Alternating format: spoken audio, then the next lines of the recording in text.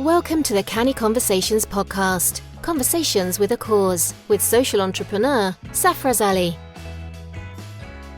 Hello and welcome to Canny Conversations with Safaraz. These are conversations with a cause that we hope will captivate your interest cannily. Hello, Saf, how are you?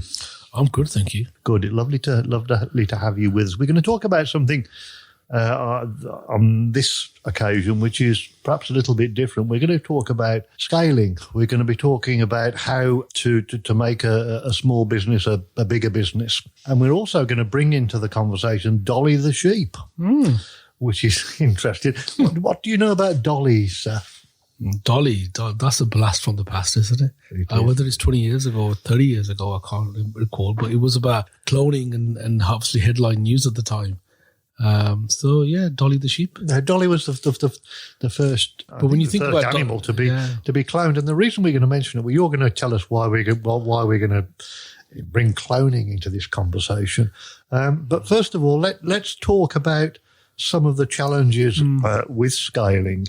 I mean, one of the points that you've made to me in the past is that there's a different mindset and a set of different skills required to scale a business than there is to set it up. So tell me a bit about that. I think, we've had many conversations when we get the opportunity to talk about different things and so forth. And I think the conversation came around scaling a business. And I said, well, actually scaling a business requires different level of skill sets. It's not just about having top class A players.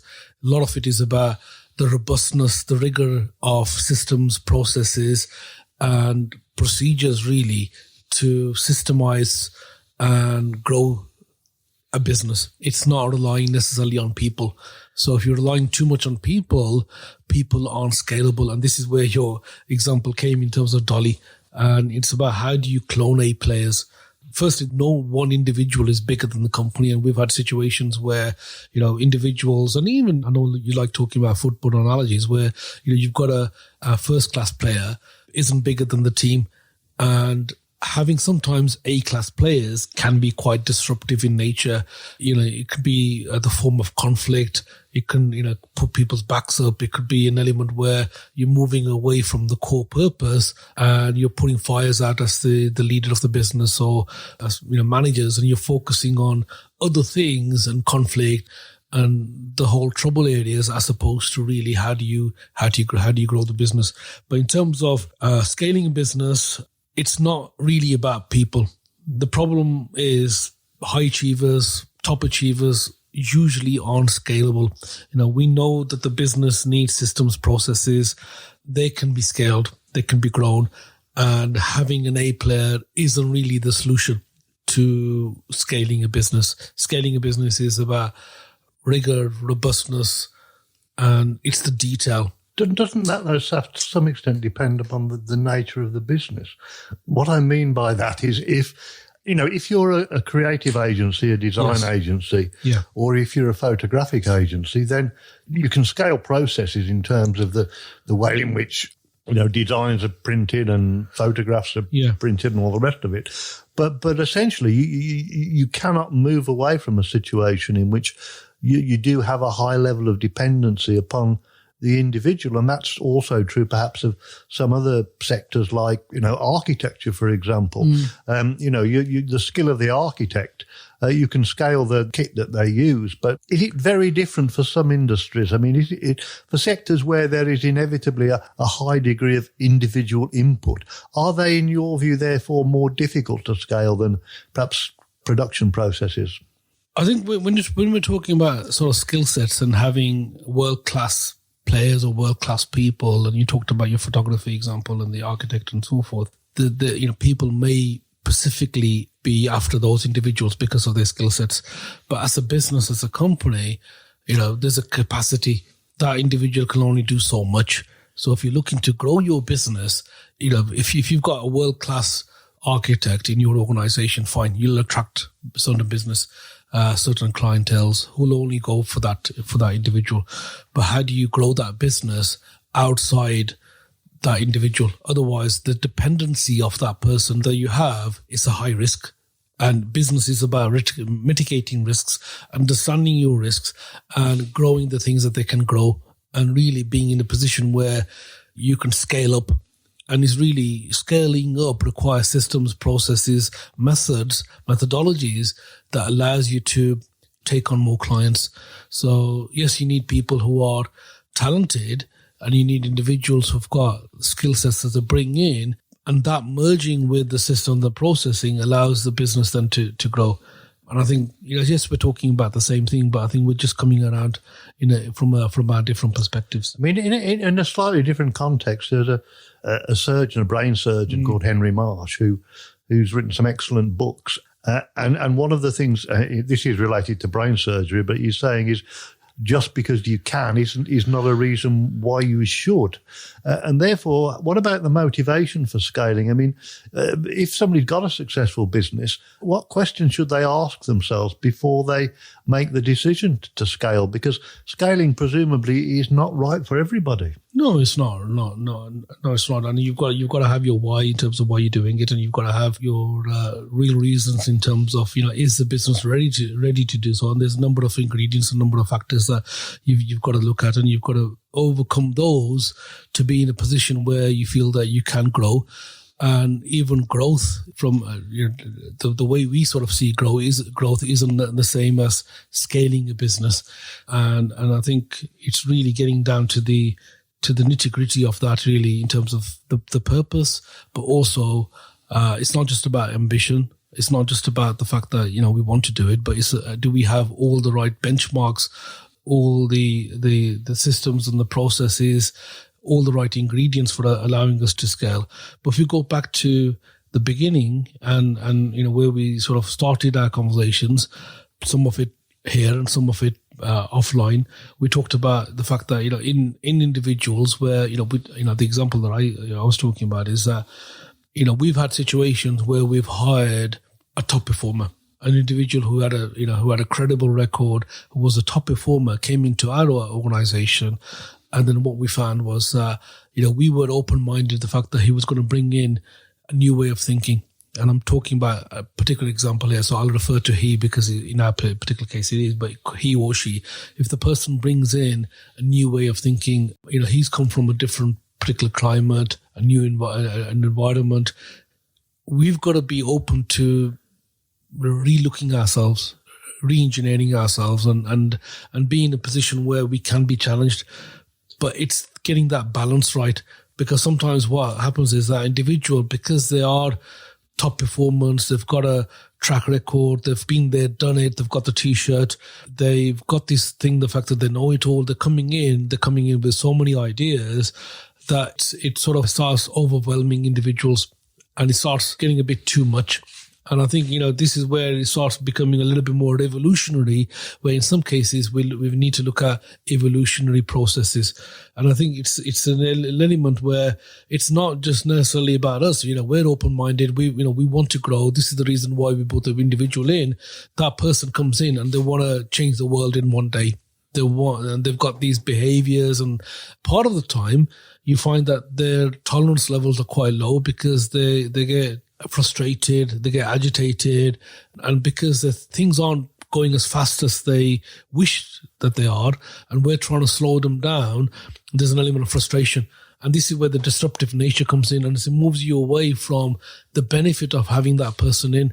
And you've had many talented people where they've delivered results, they produce results, they've got the track record, but they come to an environment and they, even though both parties are coming in for the better good, it doesn't work. It doesn't gel. And I think this is where, even though we've got flexibility in mind, it may not work. It may not work because of other people in that environment who are, the steady eddies who've done, who've proven their worth over a many period of time, or it may not work because things sometimes are a lot slower than what we plan them to be. And I think this is where the frustration comes in. So either the individual in that particular case then leaves because they feel that they've not made the impact that they wanted to make, or the organization needs to protect the culture and think about maybe exiting that individual out or coming to a compromise. And I think this is where, things don't work out. So having sometimes A players and star people in all different industries. And, we've got in our industry in terms of the skill sector where, people have, leaders who've taken a business from A to B, A to Z even, and have got that track record, and you want to bring them in because you want the same level of success, but it doesn't work.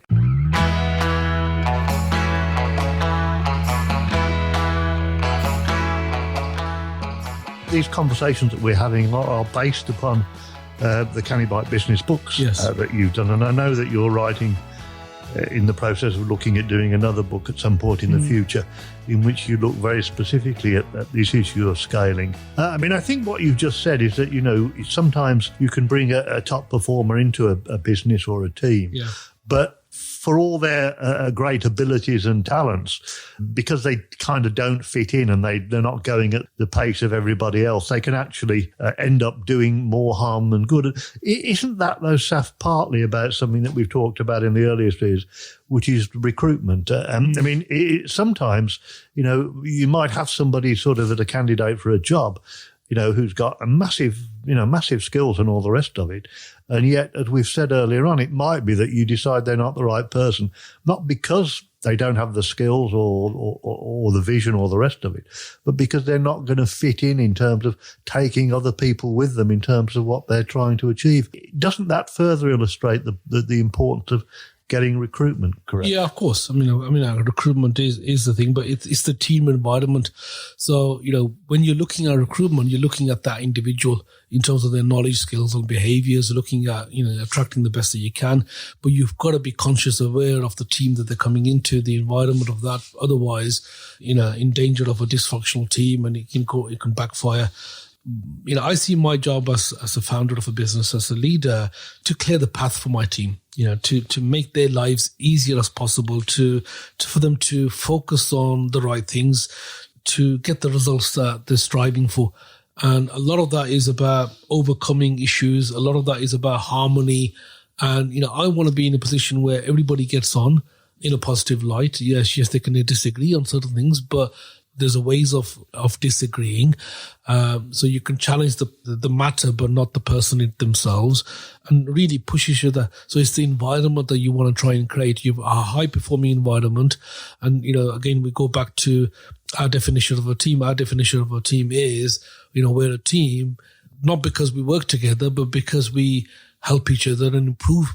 That's the core definition of our team. So yes, my job is to try and recruit the best that we can, but I've got to be conscious and aware of the environment that is coming in, the purpose of that role, the purpose of what we're trying to do, and really getting into that next level of growth. So a lot of the businesses, you have the aspiration that people take you up to a certain level, and then you've got to look at what's next. How do you get to a position where you can improve and deliver more? So we'll go back to systems are predictable. Sometimes people are not. People aren't predictable. Don't rely too much on individual talent.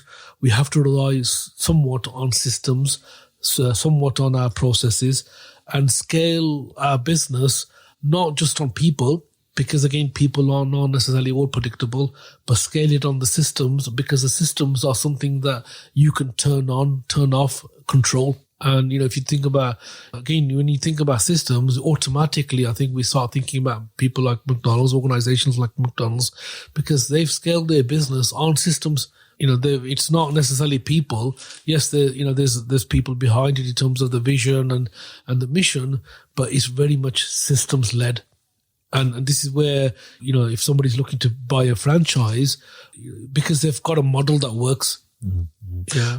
But looking at the qualities required from a leader of a business that's looking to expand, you've made the point in the past that often there's somebody who's brilliant at setting up a business, a founder, is not always the person who's the best leader when you move to the next level. I think I can't remember the name, but you gave me an example of somebody who set up a business, and I'm really struggling for the name, but they actually stepped aside from the top person role because they recognised that they were not the right person to take it to the next level. Can you remember who that was? It was a great example. I think it was somebody from the Bromsgrove area or a clothing business. Or do you remember? Yeah, I mean, I think there's a few examples that we've spoken about. I mean, I think it may have been Gymshark that we spoke about, when I said Ben Francis is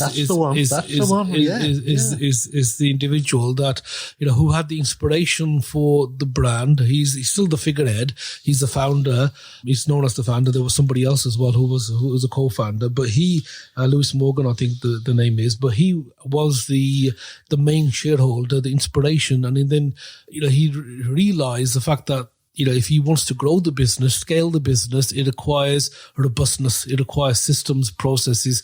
And this is where his entrepreneurial flair, his innovative ideas, in terms of marketing, the skill sets that he had to sort of really look at individuals who focus on the numbers, the figures, the systemization of it. Even marketing is a science. It's not necessarily creativity. It's about the science behind it.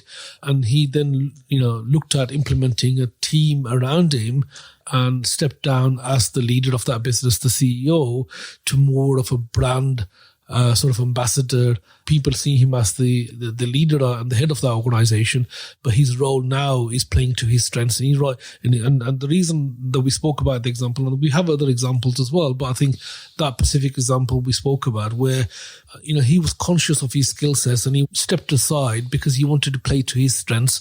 And he was in a position where, he had the opportunity to do so. Sometimes people don't have that. People don't have the opportunity to do so. There's nobody else, so they find that they can't let go, and it's really partly it's about letting go, and it's about being in a position where the business does the work for you. And again, one of the examples that we talked about in our previous series was the fact that our definition of a business is where the business runs itself. It's the systems and the processes where you're not necessarily running that business. So it's a commercial profitable enterprise that runs without necessarily you having to be there all the time. But that's a big thing, isn't it? Wow. Yeah. That's a big thing, isn't it? To create something that's become successful and to actually be big enough and brave enough to say, look, I'm not the person to take this to the next level. That requires a particular sort of person to be able to do that, surely. And to do that at such a young age as well, and be sort of, self-aware, be conscious about it. I think that is a brave thing. And I think on top of that, letting go of your baby per se, or letting go of something that you've created is a tough thing, because people hang on and people, want to do things their way. And it's easy to say, but, sometimes you've got to listen to the experts and listen to other people to sort of try and challenge your own thinking for the better good of the business. And you've got to start thinking, what is in the best interest of the company that you're in? What is in the best interest of, in our case, Pathway? What's in the best interest of, say, Netflix? I mean, that's where that comes from. Acting the best interest of that organization. And if you're in the best interest of that organization, there's an element of selflessness that comes in. There's an element where you will be more conscious, more aware, and make decisions for the right reasons. Yeah, and don't you think, Saf, as well, sometimes, and I go back to the Henry Marsh thing at the beginning, just because you can doesn't necessarily mean that you should, and that it's the best thing to do. I mean, I'm going to give you an example from when I moved out to the corporate world and started, the PR consultancy. Yes. One of my very first clients was a lovely man. I'm not going to name him. Yeah. If he listens, he's probably going to recognise himself. But he had a really successful little building business, and one day, basically, he got a contract with one of the big national house builders to do some work for them. And I remember the day he won that contract, we all went out and we had a glass of tea together and was celebrating and all the rest of it. And I remember 6 months later, he was in tears because what had happened is he'd bitten off more than he could chew. Yeah. He'd got into a big contract with a major house builder. things hadn't gone as they planned. The house builder had some clauses within those contracts that meant that if you didn't do the work up to scale, in a particular time scale, there were penalty clauses, and he ended up losing his business. So scaling is not something to be entered into lightly, is it? Scaling is high risk. I mean, growing a business is risk, and one of the riskiest things is growing too fast.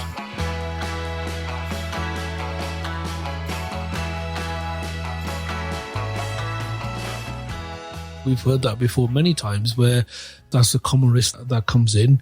Opportunities are coming your way, and it's the ability to say no. And this is not about ambition or not having force, but sometimes you've got to be aware of the fact that it might not be right. And we have a culture, where people say, well, say yes and then work out how to do it. And that's a common frame that works out, and that could be at your detriment. So, sometimes using these sort of phrases or, motivational sort of speeches, and if you take it literally, then it can be damaging. I'm not saying, don't be ambitious, don't have high expectations, don't, look to grow. But at the same time, biggest power at the moment is to say no to certain things and be able to sort of define what you're about, why you're doing it, and sometimes be a little bit more strategic, but also where the opportunity is there, take the opportunity if it's right for you. Yeah, you can be strategic, but also be opportunity driven. There's nothing wrong with that. And it's getting that balance and then being able to change your mind, adjust yourself accordingly, because that's the journey we're in. Yes, we can be fixed in some aspects of it, but at the same time, there's an element of flexibility, and the two go hand in hand. I mean, but help me.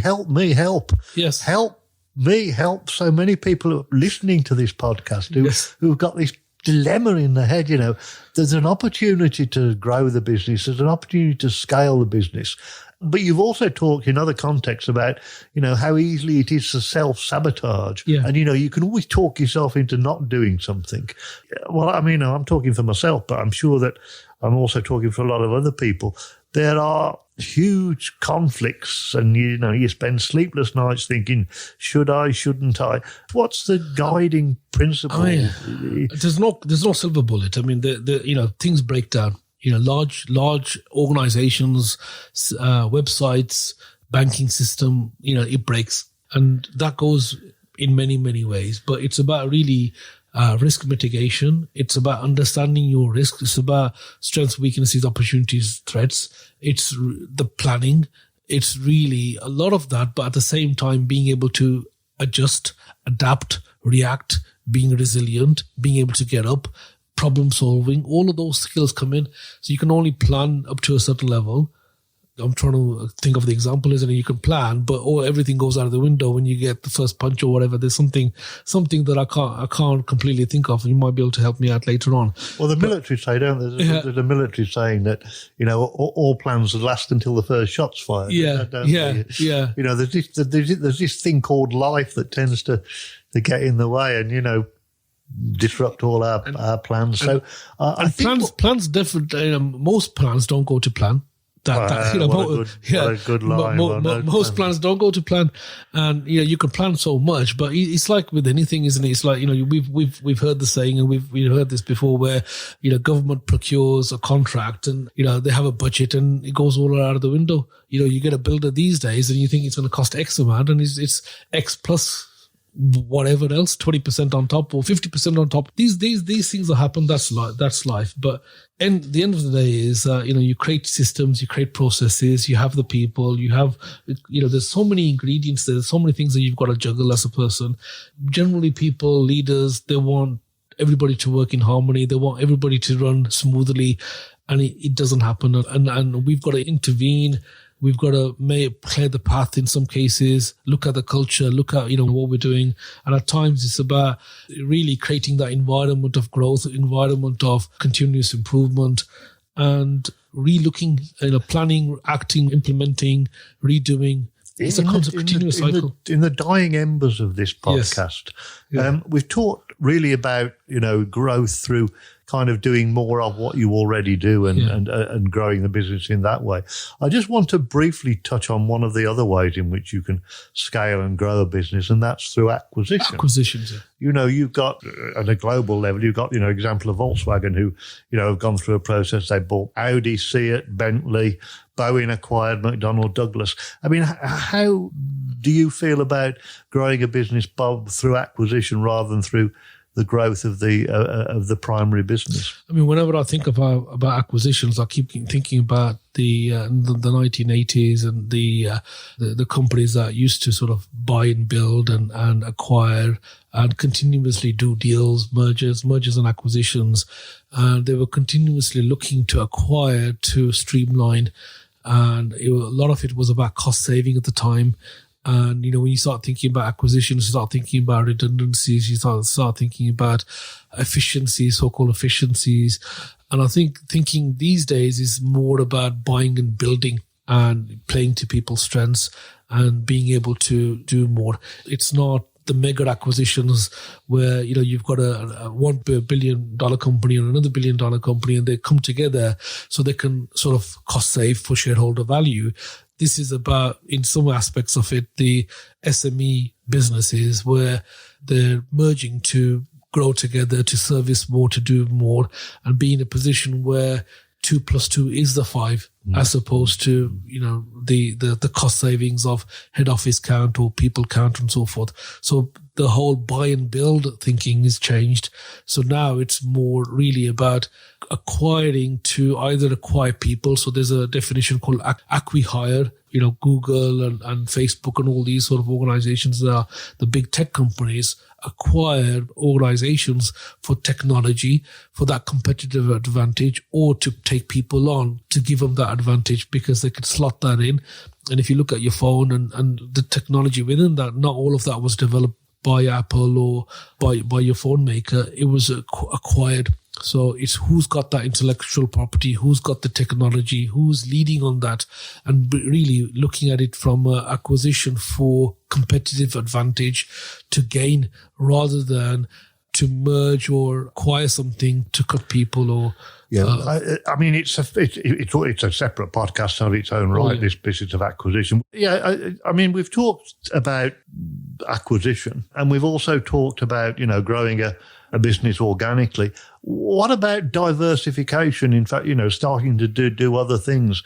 Sometimes that can be a great idea and sometimes that can divert attention from the core business and take the business's mind away from what it's really good at. Do you not agree? And finally, Saf, we've talked about scaling and we've talked about growth. Are those words interchangeable or is there a difference? I think people.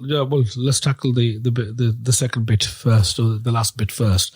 Scale up is I tell you something that I'll share with you, and I've read this, and my go-to whenever I talk about scaling is a report that was done approximately 6 years ago by a lady called Cheryl Kutu, who was commissioned by the UK government at the time, and the report is about scaling, and it talks about scaling. What are the ingredients for scaling, and it's quite clear in there in terms of what percentage they're talking about. So scaling requires a certain level of percentage. It's quite defined. There is a definition. I don't know it offhand, but there is a scale up report. So if you just go into Google, type in scale up report, type in the lady Cheryl Kutu, you'll get a full report. It's probably about 60, 70 pages, and it really defines it quite clearly, exactly what scaling is, what the definition of scaling is. And even there, it talks about what a high performance business is, and it really goes into definitions like 20%. If a business is growing annually by 20%, then it's a scale of business. Otherwise, the growth is a growth. So, it's really, it's quite defined. And I think that is my go-to. Otherwise, as you're right, these words are used interchangeably, just like we've talked about before about, when people talk about objectives and strategy and tactics and goals and so forth, a lot of these words are used interchangeably, but they are clear definitions. And really, this Cheryl Kutu report, the Scale Up report and the Scale Up Institute report is freely available. Just type that into Google and you will be able to get real insight in terms of that report, what the ingredients are, how does that work, what the risks are. And again, it'll go back in terms of systems and processes and so forth. But I mean, No, I was saying that's fascinating stuff. I mean, and just briefly about diversification. I mean, in the business I'm involved in, we're sort of doing some diversification from our core, which is communications, into looking at getting involved in sort of international trade and that kind of thing. But would you advise me to diversify? I mean, what are the benefits and what are the risks? Fairly briefly, if you can. I think sometimes people diversify a bit too quickly. And, that's one of the risks that we have as business owners and as entrepreneurs. We try and look at mitigating risk, and what we try and do is look at another stream of income, multiple sort of streams of income. And that's where we start thinking about, and what happens is you lose focus. And when you start losing focus, that's one of the risks where your core, what you're known for, product you're known for, that advantage isn't there. Yes, we can diversify, and there's different levels of diversifying, and there's different verticals. You could diversify in terms of an ecosystem.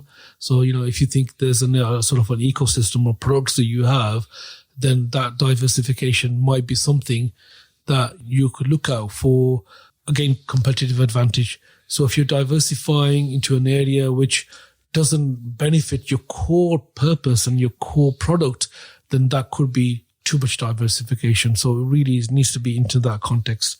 No, I think you're saying, keep your eye on the ball, and we're having to keep our eye on the clock. I mean, there's a saying, isn't it? Sometimes people say, well, I don't want to put all my eggs in one basket, and sometimes you say, well, actually, you can put all your eggs in one basket, but keep an eye on that basket. Keep a closer eye on that basket. Yeah, absolutely.